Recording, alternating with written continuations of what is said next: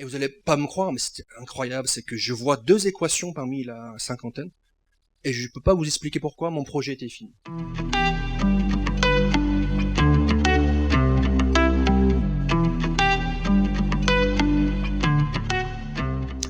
Alors j'aimerais commencer par un événement marquant de ma vie.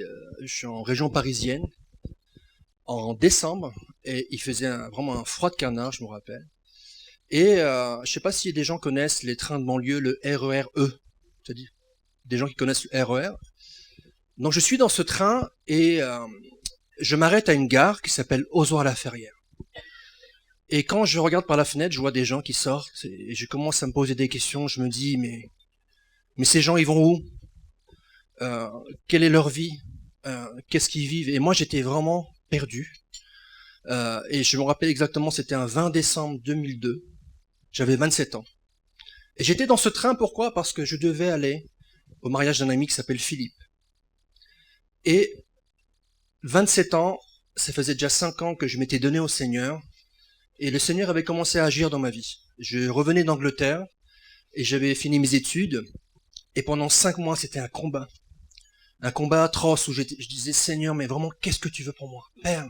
Et j'avais appris cette prière, notre Père, toi qui es dans le ciel, mais vraiment, qu'est-ce que tu veux pour moi? Et je cherchais la volonté de Dieu et je trouvais pas. Et du coup, dans ce train, à un moment, je me mets à me prosterner, à dire, Seigneur, mais qu'est-ce que tu veux pour moi? J'ai besoin de savoir maintenant, j'ai 27 ans, je suis à un carrefour de ma vie, je veux pas gâcher ma vie. Après 9 ans d'études, je veux que tu me parles.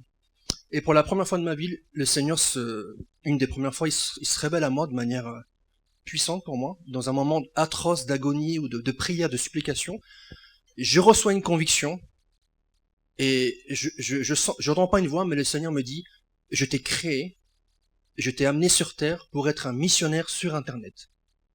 Le truc vraiment bizarre, parce que vous missionnaires, vous savez ce que c'est, évangéliste, etc. Mais là, c'était vraiment missionnaire sur Internet. Moi, j'avais déjà commencé à faire des sites Internet depuis l'âge de 20 ans, 22 ans. Mais là, le Seigneur me dit, je t'ai appelé à être un missionnaire sur Internet. Très, très fort. Et là, je réfléchis, mais ça veut dire quoi, ça? Et là, je me dis, bah, pourquoi pas? Parce que l'apôtre Paul a dit, je suis un missionnaire parmi les païens, les non-juifs. Et pourquoi pas sur Internet? Et là, c'est tellement fort, il y a tellement de joie que je commence à sortir de mon siège et à faire des bonds de joie et je me mets à danser. Alors vous inquiétez pas, il était très tard le soir. Il était 22 heures, il y avait personne dans mon compartiment, donc j'ai commencé à faire une danse de joie. Et c'est pas habituel pour un. Alors vous voyez peut-être ceux qui sont prêts, je suis asiatique. Ma mère est moitié chinoise, moitié française. Mon père est moitié cambodgien, moitié français. Et je suis plutôt réservé. Donc pour danser dans un train, ça veut dire que c'est vraiment de Dieu. Et donc du coup, je dis, wow, merci Seigneur, tu m'as parlé, mais qu'est-ce que je vais faire avec ça? Qu'est-ce que je vais faire avec ça? Missionnaire sur Internet, c'est bizarre comme truc. Et du coup, ce soir-là, je vais chez un ami, je dors, c'est pour ça que je prenais ce train. Et le clin d'œil du Seigneur, c'est que le Seigneur s'est révélé à moi à la station Ozoir-la-Ferrière. C'est la première fois que je passais par là. Et je savais pas que quelques années plus tard, le Top Chrétien mettrait ses bureaux à Ozoir-la-Ferrière. Quel clin d'œil du Seigneur. J'arrive au mariage, et la cérémonie se passe, et vous le savez, le soir, il y a un repas. Moi, je connaissais personne, je connaissais juste le marié, donc je cours à la liste, je regarde, je vois mon nom, ça me rassure, je sais déjà où est ma table. Et dès que je trouve mon nom, j'entends quelqu'un derrière moi dire, mais David Nolan, qui est ce David Nolan? Je le connais, il me semble. Il est assis à ma table. Je dis, c'est moi. Et là, la personne me dit, je suis Éric Sellerier, il me semble qu'on se connaît. Et Éric Sellerier, pour ceux qui ne connaissent pas, le fondateur du Top Chrétien. Et je dis, moi c'est David. Mais qu'est-ce que tu fais là? T'es pas en Angleterre? Et il faut dire que j'ai fait 5 ans d'études en Angleterre. Je lui dis non, je suis revenu. Et j'étais son premier bénévole. Je travaillais pour lui à distance. Il dit, t'es assis où? Je dis, je suis assis à côté de toi. Donc j'étais assis en face de lui. Et à un moment, pendant le mariage, les gens posaient des questions à Éric Sellerier. Ils disaient, Éric, mais quelle est ta vision du Top Chrétien pour l'avenir? Quel est ton appel? Comment tu vois l'avenir? Tout le monde utilise le Top Chrétien ici. La pensée du jour, Top Leader, Top Info. Et là, à un moment, Eric se calme et il regarde et dit, on a prié avec mon épouse. Et on sent qu'on doit quitter le ministère pastoral et de se mettre à plein temps pour le top chrétien. Le Seigneur m'a parlé et m'a dit, tu dois lever une équipe de missionnaires sur Internet. Et donc moi, je commence à prier, à me dire, Seigneur, mais est-ce que c'est ta volonté, Père? Non pas ma volonté, mais la tienne. Et le Seigneur me dit, mais rappelle-toi hier soir dans le train. C'est le truc improbable. Rappelle-toi dans le train. Et donc du coup là, je commence à réfléchir, à combattre. Et je venais juste de finir un doctorat en informatique industrielle. Et 2 mois plus tôt, ma mère avait fait une fête dans notre village. Elle avait invité tout le village. Il y avait 200 personnes. Mon fils, il est docteur, etc. Et donc du coup, il va gagner des millions. Et moi, je dis, missionnaire sur Internet, qu'est-ce que je vais faire? C'était pas gagné. Du coup, je vais revenir à ça, mais du coup, je commence à réfléchir à mon enfance. Dans un petit village en Normandie, dans une ville qui s'appelle Crau. Alors ça s'écrit C-R-O-T-H, les gens disent crotte, mais c'est Crau en fait, c'est Crau. Et en anglais c'est Croft. Et donc je commence à réfléchir à ça et du coup j'aimerais revenir avant de revenir de ce mariage à mon enfance en Normandie. Comme je disais, mes parents sont d'origine asiatique, donc je suis très typé, je suis mélangé. Mon épouse est ukrainienne, donc c'est encore plus compliqué dans ma tête. Quand les gens me disent tu viens d'où, je dis je suis un citoyen du ciel. Je sais pas trop d'où je viens. Et donc vraiment une famille heureuse, on manquait de rien et avec les origines cambodgiennes de ma famille, on faisait des nems dans le village. Et c'est ce qui est intéressant, c'est que à chaque fois qu'on faisait des nems, parce que mes parents étaient commerçants, eh ben il y avait une odeur qui se répandait partout dans le village de Crau, et les gens venaient faire la queue chez nous. Ils disaient nous on va acheter 10 nems, 20 nems, etc. Et un souvenir très marquant pour moi, c'était un jour, mes parents invitent des amis. Et là, un monsieur dit, venez sortir, on va regarder les étoiles filantes. Donc du coup, moi, tous les enfants étaient là, on était assis sur les capots des voitures, et moi j'étais allongé, et quelqu'un disait, moi j'ai vu une étoile filante, moi j'ai vu. Moi j'avais pas vu d'étoile filante. Et j'étais désespéré, j'avais 8 ans. Et je disais, j'aimerais bien voir une étoile filante. À un moment, j'en vois une, je dis, waouh! Ça vient d'où ça? Ça vient d'où? Non, je suis allé me coucher. Et je regarde à l'extérieur, je regarde au travers des rideaux, et là, je regarde les étoiles, et là, j'ai une crainte qui me saisit. Je suis convaincu qu'il y a un Dieu et qu'il a un plan pour ma vie. Mais j'étais pas chrétien, je suis convaincu de ça, en fait. Et j'ai pas réussi à dormir de toute la nuit. Par contre, au travers de quelques amitiés, j'ai commencé à m'intéresser à la foi chrétienne. J'ai découvert la prière Notre Père, que j'ai apprise par cœur, et j'aimais beaucoup. Notre Père qui est aux cieux, que ton nom soit sanctifié, que ton règne vienne. Et je répétais ça tous les soirs.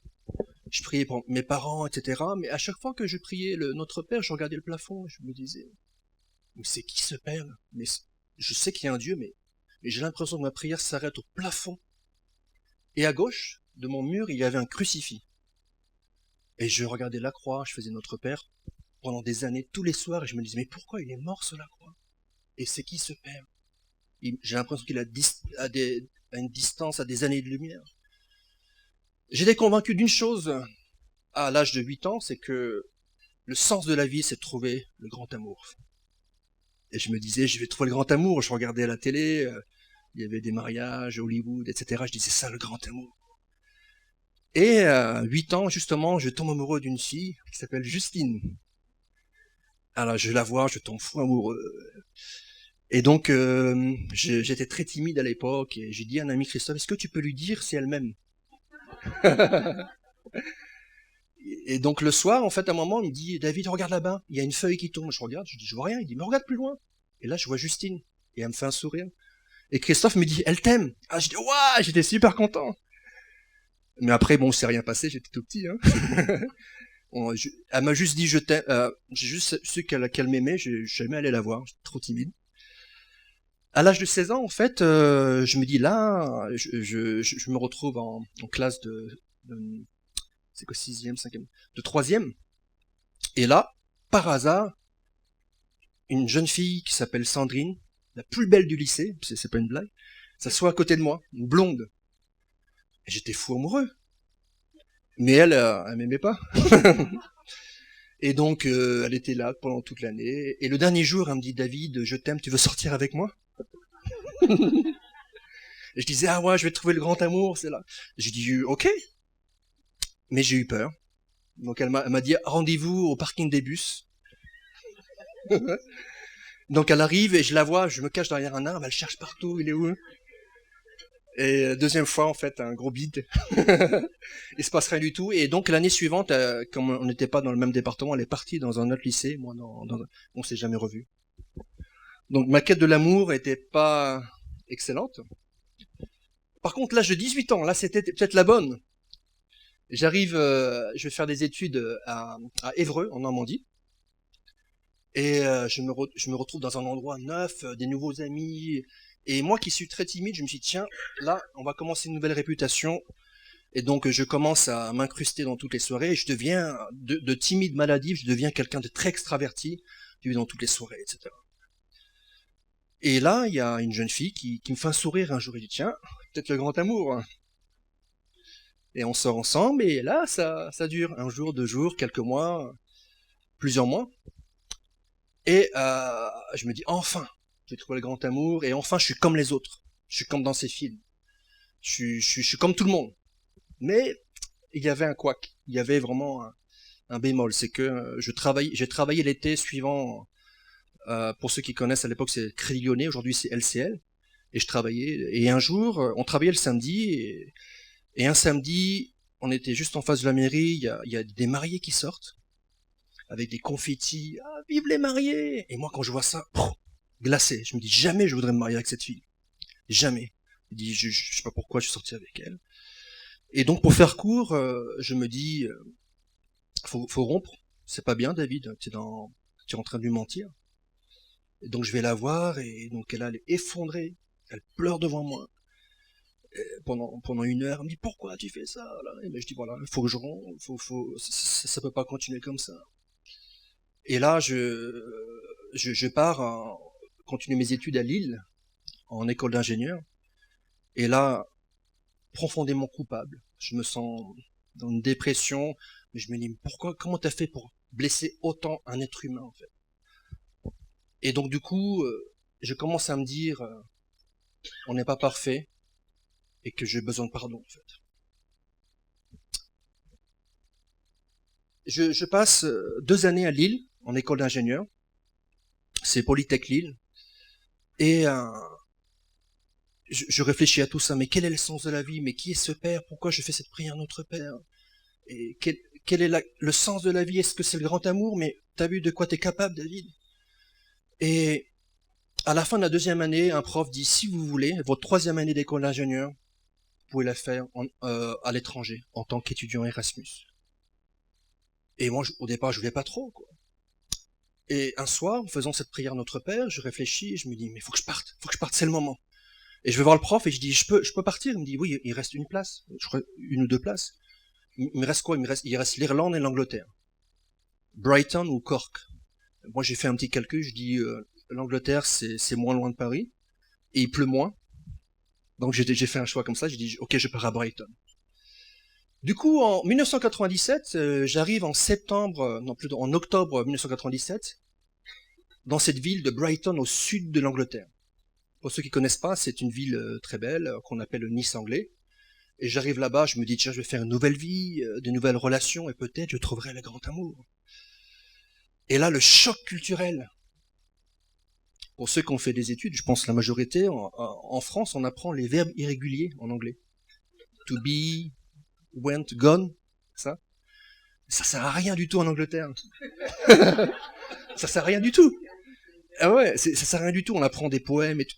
Et là, je me retrouve en face d'anglais, je comprends rien du tout.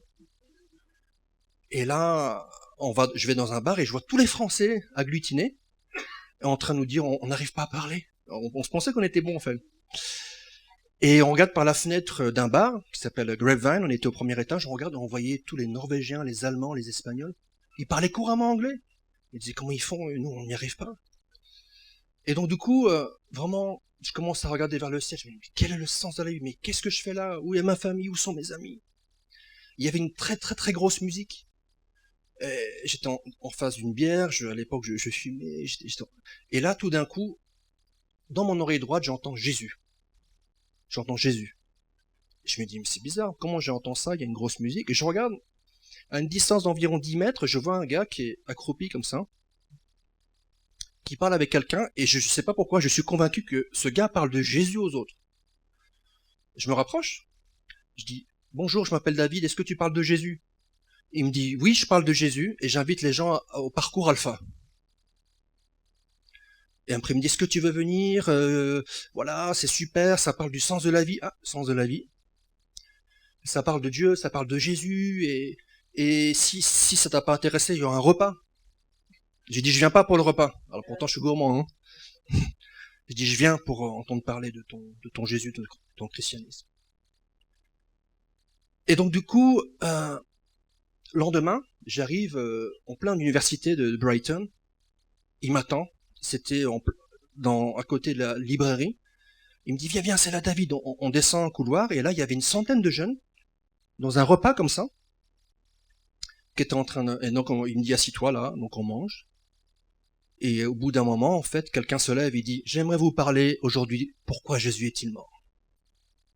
Il explique pendant 10 minutes. À la fin, Marc, il me dit, t'as compris? Je dis, mais non, j'ai rien compris. Mon anglais était nul. J'avais rien compris. Il me dit, voilà, c'est très simple. Il prend son verre, il dit, Dieu est saint. Il prend mon verre, il dit, toi t'es pécheur. C'est pour ça que tu peux pas le connaître. Tu sens comme un plafond qui vous sépare. Et là, il prend mon couteau et ma fourchette, il fait une croix. C'est pour ça que Dieu a envoyé son Fils dans ce monde pour mourir à la croix de manière à faire un pont avec lui. Et là, quand il dit ça, mes amis, je me projette en arrière en Normandie, dans ma chambre, en train de prier sur mon lit, et là, je vois ce plafond qui explose. Il n'y avait plus de plafond. Et je regarde la croix et je me dis, c'est pour ça que Jésus est mort sur la croix, pour enlever ce plafond de séparation. Et en un instant, je sens en fait un amour qui descend du ciel, une paix profonde. Et là, c'est waouh! C'est pour ça, c'est ça le sens de la vie. C'est pas dans une relation, dans une femme. Voilà, bien sûr, les relations sont bonnes, hein. Mais c'est en Dieu, c'est en ce Père. Et en un instant, en fait, je me sens complet, je me sens pardonné, et en particulier de ce que j'avais fait avec Valérie. J'ai senti un profond et plein pardon. Et c'était le plus beau jour de ma vie. Et c'est pas fini. C'est que non seulement mes yeux sont ouverts, il s'est passé quelque chose, mais j'ai senti une mission, un truc brûler dans mon cœur. Je me suis dit, mais pourquoi on m'a jamais raconté cette si bonne nouvelle du Dieu qui donne un fils qui meurt sur une croix pour connecter à Dieu? Pourquoi? Et je le dis à ma tante, je dis, pourquoi on m'a jamais dit avant? J'ai 22 ans, pourquoi? Il savait pas. Il y avait une Française qui s'appelle Lucienne. Je lui dis en français, mais pourquoi on m'a jamais dit en France? Il m'a dit, c'est pas ma faute.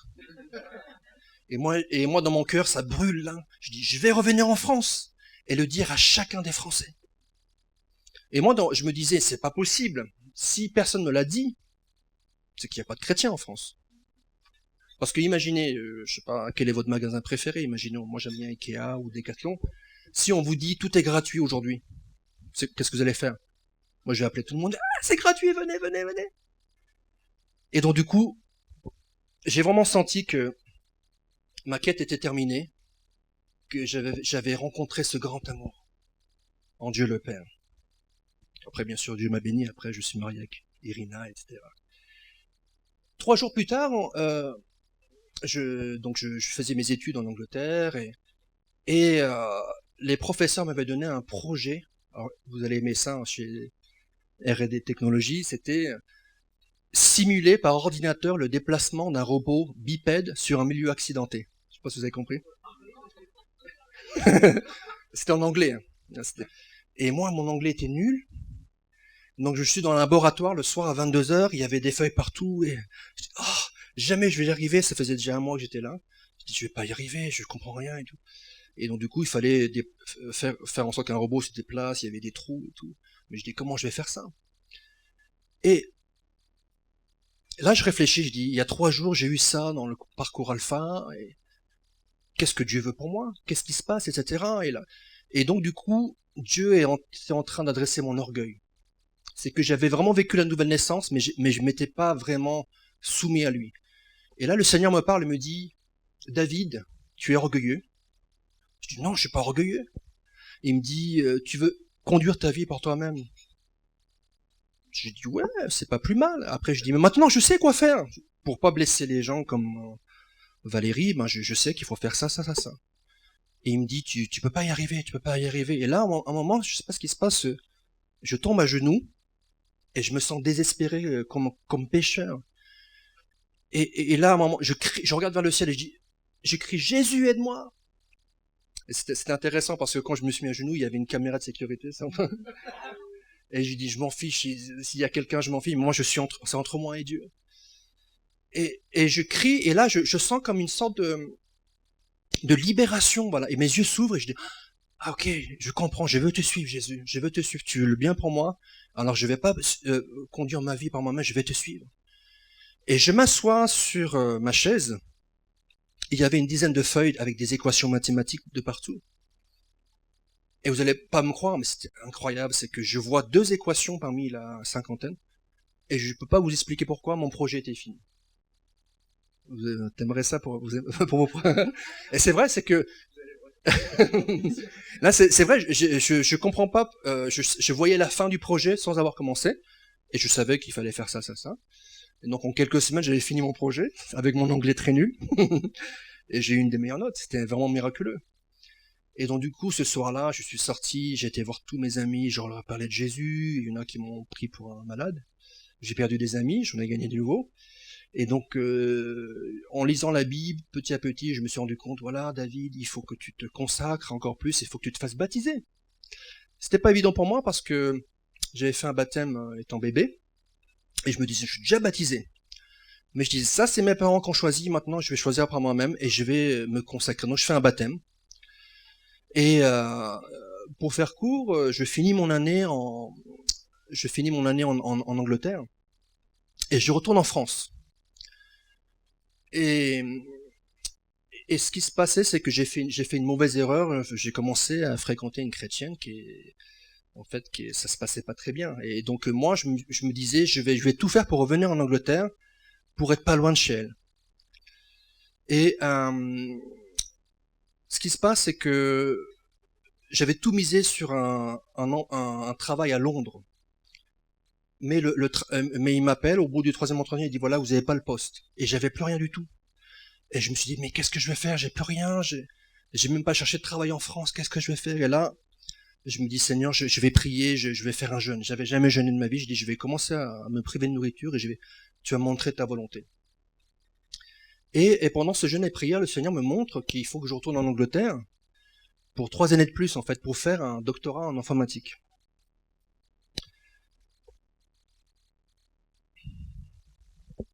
Et j'arrive là-bas et je retrouve tous mes amis. Donc Marc qui m'a invité dans le parcours Alpha, je retrouve les amis de mon église, parce que j'avais rejoint une église. J'étais très content. Donc du coup, pendant cette année, je me dis, voilà, Seigneur, je t'ai rencontré, mais qu'est-ce que tu veux pour moi? Et à un moment, je commence à regarder par la fenêtre de mon laboratoire, parce que je travaillais, mon anglais était meilleur, je commençais à travailler sur la recherche, sur des filtres pour des images, pour l'informatique, pour l'industrie. Et à un moment, je vois tous ces gens qui passent au dehors et je me dis, mais Seigneur, mais qu'est-ce que tu veux pour moi? Et là, à un moment, je sens des larmes couler et je vois tous ces gens au dehors et je me dis, Seigneur, ils ont besoin de toi. Ils ont besoin de toi, j'aimerais vraiment te servir. Et je sentais un appel pour atteindre ces gens. Et je me disais, mais pourquoi tu m'as demandé de revenir en Angleterre? J'ai envie de revenir en France. Et ce que je fais, c'est que je dis, Seigneur, je vais m'enfermer 3 jours dans ma chambre et je veux que tu me parles. Et tous les jours, je priais, j'avais une guitare, je chantais des chants. J'étais désespéré, j'avais composé un chant sur Envoie-moi dans les nations. Et vous savez ce qui s'est passé au bout de 3 jours? Rien du tout. Alors j'étais vraiment très triste, je me suis dit, ah zut, tu m'as pas parlé. Donc. Et je décide d'aller le samedi à la réunion de jeunesse en Angleterre. Et je me suis dit, voilà, je suis désespéré, mais j'y vais quand même. Et arrivé là-bas, le pasteur de jeunesse dit, nous avons un invité qui s'appelle Marshall, il a un don prophétique, il va vous expliquer ce qu'est la prophétie, et après il va l'exercer. Donc il explique ce qu'est la prophétie. C'est en résumé, il dit c'est comme une fréquence radio, il y a des parasites, il faut vraiment prendre du temps pour s'aligner avec. Après là, on entend la voix de Dieu. Et là, il dit on va mettre en pratique. Et là, il m'appelle David. Et moi, je me suis retourné, je dis ça va pas être moi, il me connaît pas. Il me dit est-ce que tu t'appelles David? Je dis ouais. Il me dit viens. Et là, j'arrive vers le devant, il me dit tu penses que tu es venu en Angleterre pour étudier, mais non, c'est moi qui t'ai amené ici. Je t'ai amené à moi, au salut. Je vais enlever ta folie, mettre ma sagesse. Et tu vas parcourir le monde pour mon évangile. Et à un moment, il dit un truc qui m'a vraiment montré que c'était de Dieu. Il dit, tu penses que non, les gens seront attirés à toi parce qu'ils se diront, comment ça se fait qu'il y a autant de sagesse et d'humour, ça va pas ensemble. Et ils connaissaient pas mon humour. Et donc du coup, il raconte d'autres choses, mais du coup, j'étais soulagé, je dis, Dieu m'a parlé. Mais je me suis dit, mais comment parcourir le monde? Comment, je suis jeune étudiant, comment? Je n'avais pas la moindre idée, en fait. Et c'est seulement quelques jours après, dans un temps de prière, que le Seigneur me montre Internet. Il y a Internet, tu vois, David. Si tu veux accélérer l'annonce de l'Évangile et atteindre un plus grand nombre de personnes, utilise Internet. Alors j'ai commencé à chercher sur à l'époque, il n'y avait même pas Google encore. Je cherchais comment faire un site. Et j'ai tout appris par moi-même de A à Z. J'ai commencé à faire un site, deux sites, trois sites, plusieurs sites. Et c'est là qu'un jour, Éric Sellerier m'a contacté, il m'a dit, ils sont super tes sites. Est-ce que tu veux bosser aussi pour le Top Chrétien? Donc j'étais un de ses premiers bénévoles. Et donc du coup, à la fin de ces 3 années supplémentaires, je retourne à Paris. Et là, je me dis, enfin. En fait, en tout, je suis resté 4 ans. 4 ans en Angleterre. Enfin, je reviens en France et je vais atteindre la France. Et c'est beaucoup plus compliqué quand... Et donc du coup, pendant 5 mois, rien du tout. Donc je reviens en août 2002. Et là, je prie, je crie à Dieu. Je me dis, qu'est-ce que je vais faire? J'ai un doctorat, ça me sert à rien. Mais moi, je veux te servir, Seigneur. Je veux faire des sites internet. Et c'est là que je me retrouve dans le fameux train. Vous êtes content? On revient au train. Et le train, Dieu me parle. J'arrive au mariage. Et donc du coup, Eric dit, Dieu m'appelle à bâtir une équipe de missionnaires sur Internet. Et donc du coup, je combats dans ma tête avec les souvenirs en Normandie. Et après, Dieu me dit, voilà, rappelle-toi hier dans le train. Je dis, ok, c'est de toi, c'est sûr. Je vais voir Eric et je dis, voilà, on peut parler à côté, voilà, je suis un missionnaire sur Internet. C'est bizarre comme situation.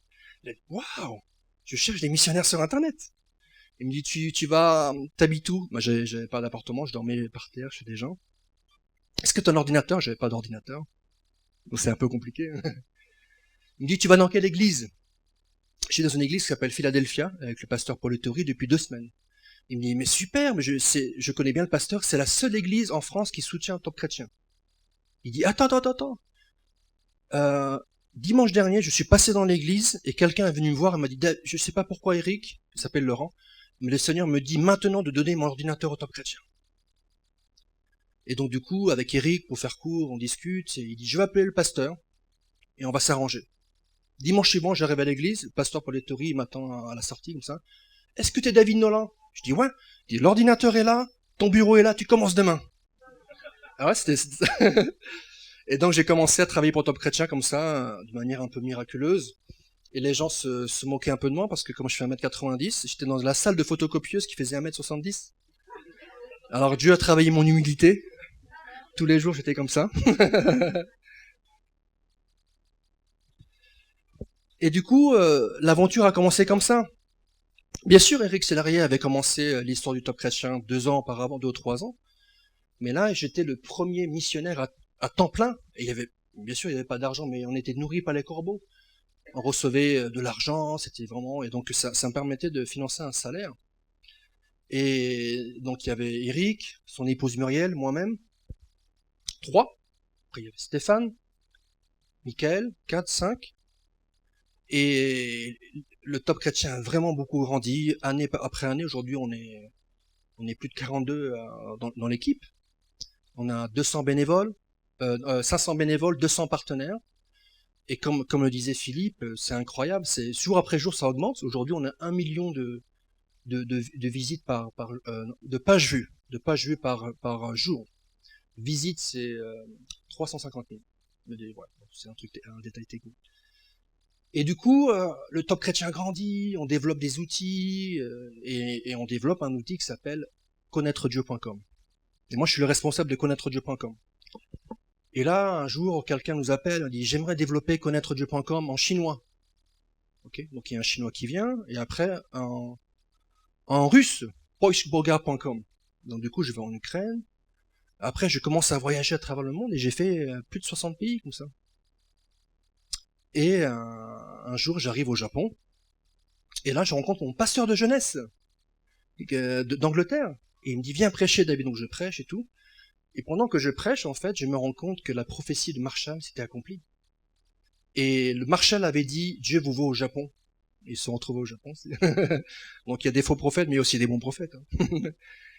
Et du coup, connaîtredieu.com s'est développé dans le monde entier, en plusieurs langues, et ça a créé une nouvelle organisation qui s'appelle Jésus.net, qui travaille dans tous les pays du monde.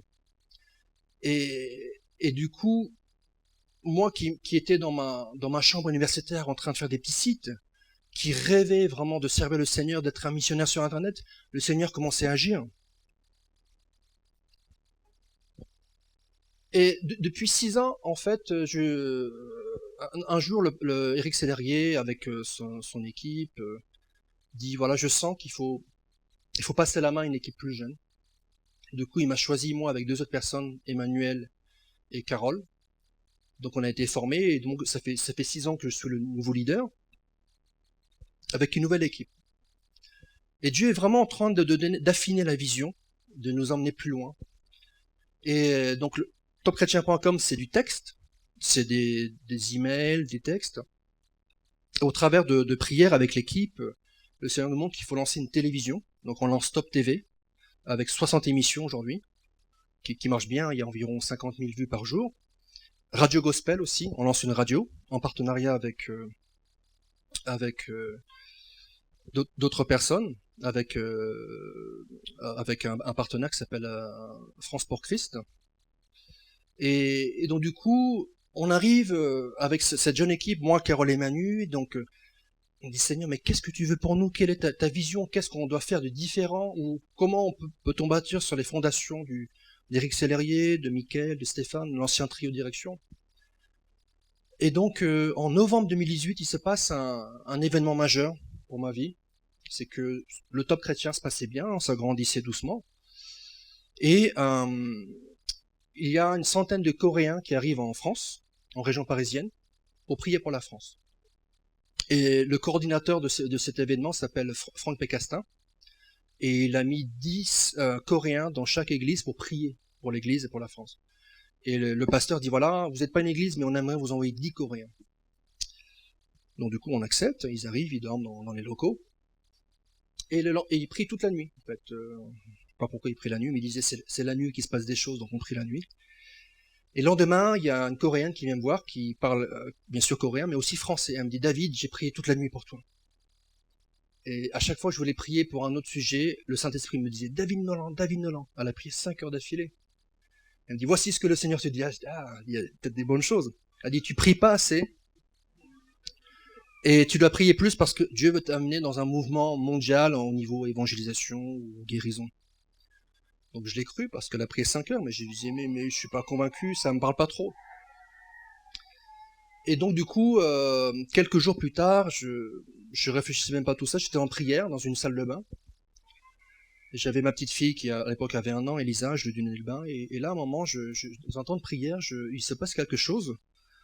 Donc ce père que j'ai rencontré dans le parcours Alpha en Angleterre, j'avais ressenti son amour, et là, il m'a appelé à aller plus loin. J'ai vraiment senti littéralement que je suis monté sur ses genoux, dans le ciel, en fait.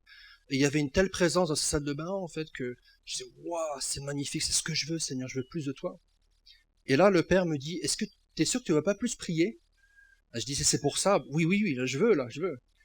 Et donc, du coup, je prends mon téléphone, et je décide de reculer d'1 heure, de me lever beaucoup plus tôt. Il faut savoir que mes 2 plus grands défauts, c'est j'aime bien dormir et j'aime bien manger. Voilà.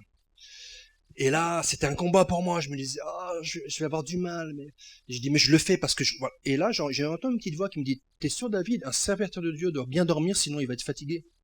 Je dis, va-t'en, au nom de Jésus. Va-t'en. Je dis, là, je recule l'horloge, 6h30. Pour moi, c'était un exploit, 6h30. Hein. Et là, après, le père me dit, mais qu'est-ce que tu fais du petit déjeuner? Ah! Et moi, quand je me lève, il faut que je prenne un petit déjeuner, sinon.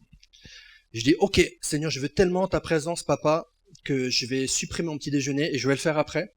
Et si je te rencontre pas, je prendrai pas petit déjeuner. Et pour vous, ça veut rien dire, mais pour moi, c'était deux grandes victoires par rapport à. Et donc du coup, le lendemain, je me lève vers 6 heures et là, deux fois plus fort, une présence dans ma chambre, un amour de père. Je dis waouh, c'est incroyable. J'avais tellement d'énergie que j'étais prêt à courir un marathon. Je dis merci. Et là, j'ai vraiment senti le père me dire, tu m'as manqué, mon fils. Tu m'as manqué en fait. Il y a tellement de mes enfants qui sont là pour me servir alors que moi j'attends simplement qu'ils soient dans mes bras en fait. Et donc ça m'a vraiment parlé. Et donc un an plus tard, Franck Pécastin me dit est-ce que tu veux des Coréens pour prier? Je dis ah bien sûr, tu peux en envoyer une trentaine si tu veux. Donc ils arrivent et là il y a le pasteur coréen de Séoul qui est en chef là qui dit je veux voir David Nolan. Et donc du coup, je l'accueille, etc. Et ce matin, j'avais passé un temps avec le papa Céleste très très fort. Je sentais là, il va se passer un truc. Et donc il est là avec son équipe dans les bureaux du Top Chrétien, aux Orla-Ferrière, et ils sont une dizaine. Et à un moment, on parle, et pendant que je parle, à un moment, ses yeux s'ouvrent, il voit une vision. Il voit une terre, et il me voit sur une barque en train de jeter un filet, et le père lui dit, il faut aider David et son équipe, parce que c'est moi qui leur ai donné la vision, c'est pas leur travail, et ça va atteindre le monde. Et du coup, nous, ça faisait des années qu'on priait pour la Chine, pour l'Asie, on voulait une porte ouverte. Et là, en un instant, tout s'est déclenché. Le pasteur me dit, voilà, il y a une grande conférence en Corée, j'aimerais que tu viennes prêcher à ma place, tu présentes la vision du top. Donc je me suis retrouvé de manière surnaturelle en Corée à parler devant 10 000 personnes. Et je dis, qu'est-ce que je raconte? Il dit, tu partages la vision du top chrétien. On doit développer ça en toutes les langues. Et donc du coup ma première leçon, ma leçon c'était, il faut vraiment, cette image de, vous savez Moïse quand il est dans la montagne, il lève les mains. Et tant qu'il lève les mains, et ben dans la vallée il y a un combat, et donc l'armée d'Israël est vainqueur, et quand il baisse, il perd. Donc il y a Aaron et Hur qui l'aident. Et donc ma leçon c'était passe plus de temps dans la présence du Père céleste, et lève les bras, et pendant que tu passes du temps avec lui, dans sa présence, dans son amour, il combattra à ta place. Et à partir de là, avec mon équipe, Carole, Manu et toute l'équipe, on a senti il y a une nouvelle saison.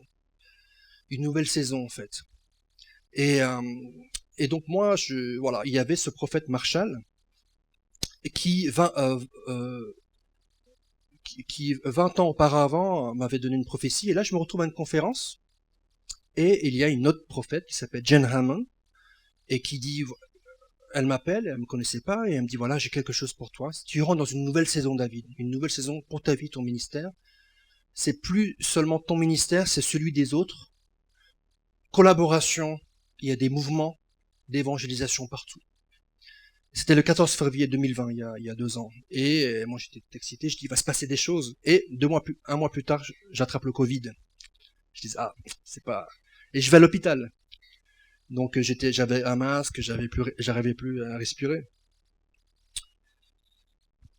Et donc, du coup, là, je suis travaillé, je suis dans la souffrance. Je me dis, qu'est-ce qui se passe si je pars, etc. Et là, je commence plus à m'humilier devant Dieu. Je dis, fais ce que tu veux, pardonne-moi mon orgueil, etc. Et du coup, de manière miraculeuse, je sors de l'hôpital et je sors le jour de mon anniversaire, le 29 mars 2020. Et, et là, je dis, mais Seigneur, mais qu'est-ce que tu veux? Mais comment on va faire pour changer la France, les nations? Certes, on a des fruits au Top Chrétien, mais on doit aller plus loin. Comment on peut voir la multiplication? Et pour terminer, j'aimerais finir par cette histoire récemment, donc il y a 2 ans, où je dors et là je me réveille le 6 avril 2020 en pleine nuit, et j'entends le Seigneur qui me parle, le Père, qui me dit, va sur la page d'accueil de Top Chrétien. Et là, je me rendors. Je me réveille à nouveau, j'entends, va sur la page d'accueil de Top Chrétien. Et je dis, avec un peu d'orgueil, je dis, je connais, je suis le directeur de Top Chrétien. Et là, je me rendors. Et plus tard, encore, va sur la page d'accueil du site Top Chrétien. Et je vous avoue, avec honte, j'y suis allé pas pour obéir, mais parce que je voulais dormir. Et là, c'est vrai, hein. Et je me suis dit, je vais descendre, je vais y aller, et comme ça, je serai débarrassé. Donc j'y vais, et j'ouvre. Et là, je tombe sur une vidéo qui a été programmée pour s'afficher à minuit. C'était Fête des disciples. Et donc, du coup, je regarde la vidéo, et là, je pleure. Et là, le Seigneur me dit, David, si tu veux accélérer le mouvement d'évangélisation, ne faites pas seulement l'annonce de l'évangile, mais formez des disciples. Et qu'est-ce qu'un disciple? C'est quelqu'un qui transmet sa vie aux autres, mais de manière systématique. Je veux donner juste une phrase qui résume pour moi ce que le discipulat. Un disciple, c'est quelqu'un qui connaît le prénom des disciples de ses disciples. Vous allez savoir que vous êtes un disciple qui est affermi quand vous aurez transmis à d'autres et vous l'aurez appris à transmettre à d'autres. Et donc du coup, cette nuit-là, je suis bouleversé, je suis vraiment transformé, j'en parle à mon équipe, j'en parle à mon conseil d'administration, et on se dit oui, la prochaine saison du Top, les 20 prochaines années, c'est de rentrer dans un mouvement où le royaume avance avec la puissance du Saint-Esprit, où on équipe chaque chrétien, chaque croyant, à être un disciple, c'est-à-dire à avoir la capacité, la force, le courage de former d'autres. Et donc du coup, de manière un peu miraculeuse, voilà, il y a des projets qui se créent. Donc avec Alain, par exemple ici, on a lancé un projet qui s'appelle 10 minutes théologiques et d'autres personnes. Ça s'est fait un peu tout seul. Il y a des choses qui sont faites et on s'est retrouvé à être en partenariat avec une douzaine d'instituts de théologie, de facultés, donc Vaux-sur-Seine, IBN, à Genève. Et du coup, il y a beaucoup de gens qui nous rejoignent et donc il y a un mouvement au niveau théologique. Un autre exemple, c'est que au niveau discipulat, je commence à parler avec plusieurs partenaires, une quinzaine en France. Dedans, il y a France Évangélisation, il y a Alpha, et donc tous me disent oui, on veut travailler avec toi, David, avec le Top, on va lancer un mouvement de disciples. Et donc, le CNEF est une sorte de soutien par rapport à ce projet. Et donc du coup, je me rends compte que la nouvelle saison du Top, c'est plus seulement le Top avec ses projets, ses outils et ses stats. C'est plus nous qui allons grandir, nous allons grandir au travers des autres. On va faire grandir les églises, tous les partenaires. Et là, le Seigneur nous parle, nous dit, voilà, la prochaine saison du Top, mais aussi de la France et du monde, c'est vraiment l'unité, la collaboration. Il faut qu'on travaille ensemble. Il faut qu'on travaille ensemble, il faut qu'on lève une armée de disciples. Il faut qu'on soit vraiment méthodique dans le fait d'aimer nos voisins, notre entourage, et vraiment de pouvoir accélérer le mouvement d'évangélisation. Beaucoup de projets sont en train d'être lancés, mais ce que j'aimerais dire, c'est que dans ma vie, ce que j'ai appris, c'est que il y a deux choses essentielles en fait. C'est être connecté avec le Papa Céleste. Et si Jésus est venu sur terre, c'est pas pour nous amener une vie de confort, etc. C'est pour qu'on puisse connaître le Père. Et c'est deuxièmement, c'est pour qu'on puisse accomplir notre destinée. Un des passages que j'aime le plus, Jésus, à un moment, avec ses disciples, ils se disputent, oui, il y a du pain, il y a la nourriture ou pas. Et à un moment, les disciples disent à Jésus, mais quelle est ta nourriture? Et Jésus dit, ma nourriture est faire la volonté de celui qui m'a envoyé. Si vous connaissez pas le Papa Céleste, j'aimerais vraiment vous inviter. Ça peut être chez vous.